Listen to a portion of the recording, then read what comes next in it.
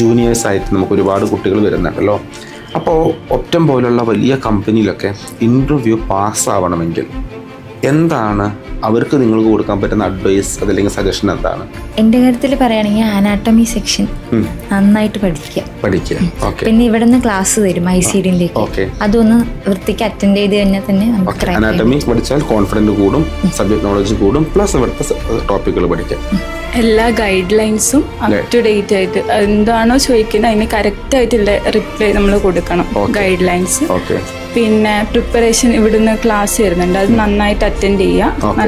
നല്ലപോലെ ശ്രദ്ധിച്ച് നന്നായിട്ട് അറ്റൻഡ് ചെയ്താൽ നല്ല രീതിയിൽ നമുക്ക് ഇന്റർവ്യൂ അറ്റൻഡ് ആക്കാൻ പറ്റും. അതെ, നമ്മൾ നല്ല കോൺഫിഡൻ്റ് ആയിട്ട് നമുക്ക് അറിയുന്ന കാര്യങ്ങൾ പറയാം. പിന്നെ അനാട്ടമി നല്ല ബേസ് ഉണ്ടാക്കി വെക്കും, നമുക്ക് എന്ത് സിസ്റ്റം ചോദിച്ചാലും അങ്ങനെ.